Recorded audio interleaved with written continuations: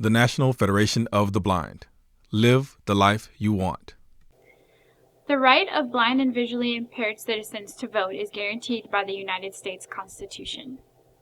While many take this right for granted, it is a right that many Americans have demonstrated for, fought for, and died for, so that present and future generations can continue to exercise their right to vote.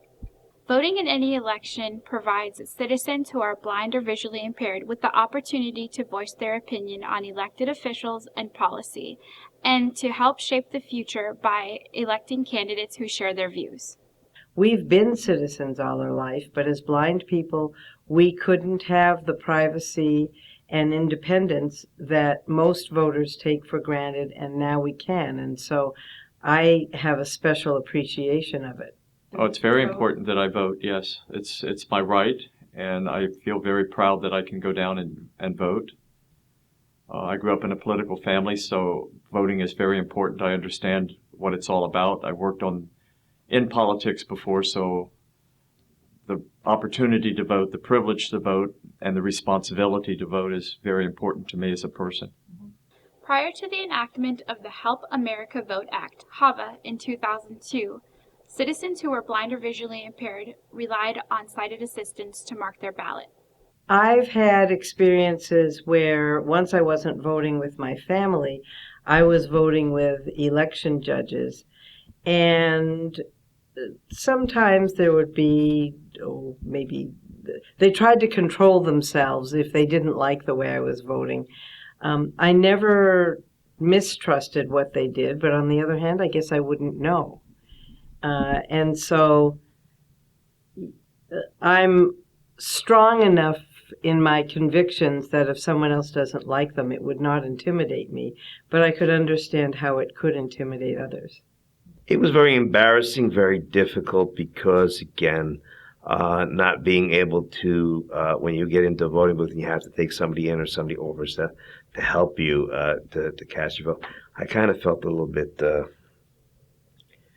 I would say, not the same as any ordinary citizen who could go in there. I felt that there was no adaptive equipment or anything that could really help me cast my vote. So I felt pretty bad about it.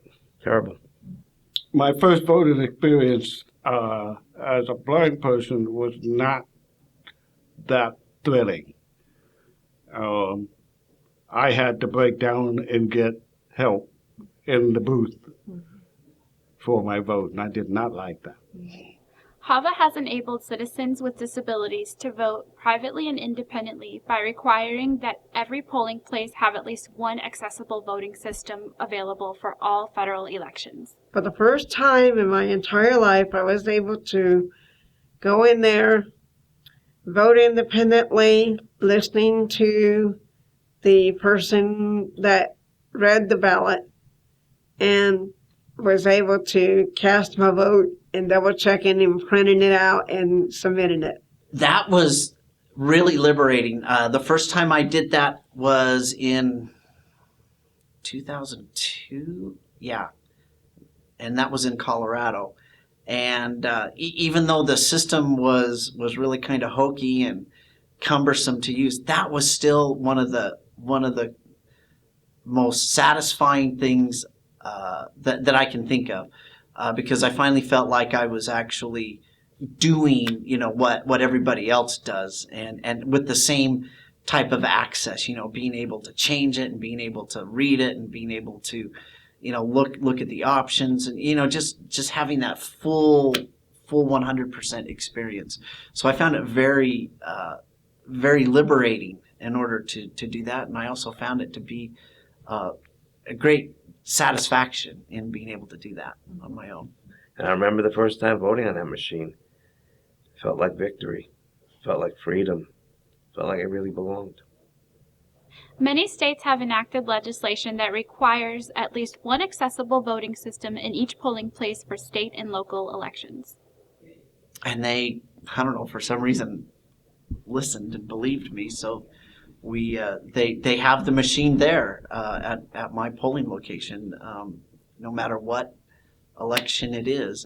Title II of the Americans with Disabilities Act requires government agencies to provide voters with disabilities access to voting that is equally as effective as that provided to voters without disabilities, and protects the privacy and independence of voters with disabilities. Poll workers have many responsibilities on Election Day.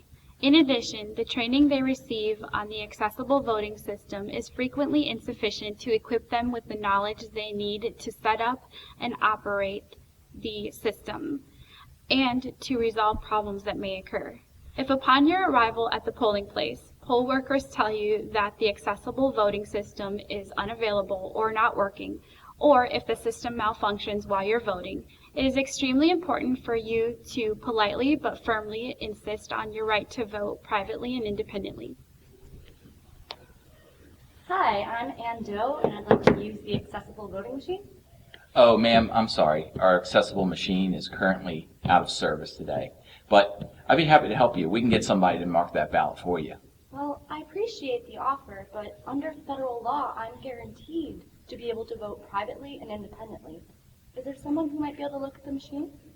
I apologize for the inconvenience. Let me call the Board of Elections office to see if they can fix the machine.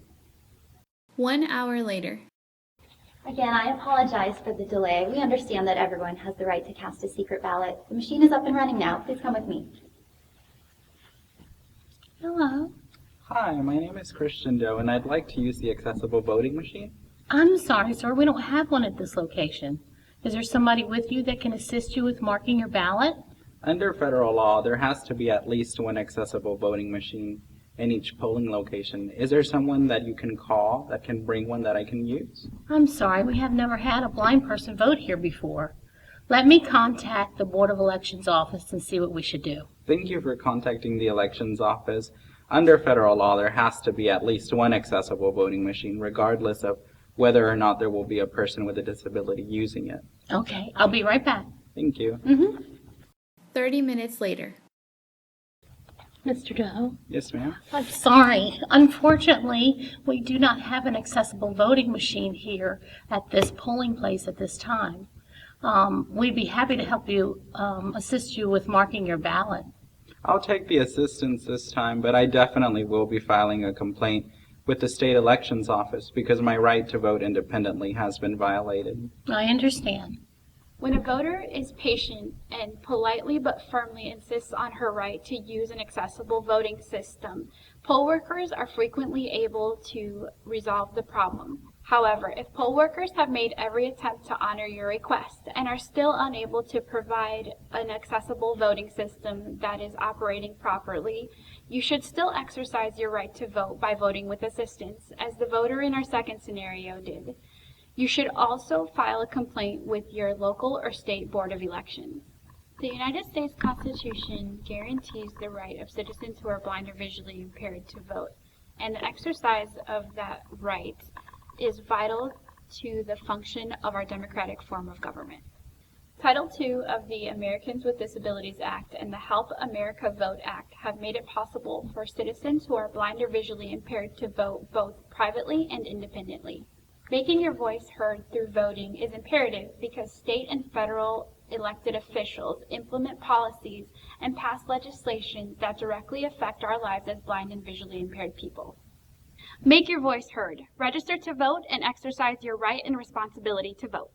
You know, when I think about voting in the U.S., I think about our lessons from junior high and high school and even some college classes about how important it was to our founding fathers that we were able to vote in our country at all, and that we were able to vote and disagree in an informed way with one another, but that at the end of the day, when I walked into that ballot box, there wasn't anything looking over my shoulder. A human, I don't think they would have imagined a camera, but that there was this idea that we were in a different system than what we had forefathers had been through in England. And so when I enter a polling precinct where I see that somebody walking by could look down at a machine that I'm using, or they could identify my ballot differently, at the end of the day, does it matter that they know I voted yes or no on question on a referendum, or that I voted for one presidential candidate over another, in some ways I would say no. I know that I won't get attacked for that vote. But in other ways, I think about we've made our country founded on so many of these principles that are important to everybody, and that we don't want to be discriminated against for any reason when we think about those civil liberties. For more information about the National Federation of the Blind, visit www.nfb.org or call 410-659-9314.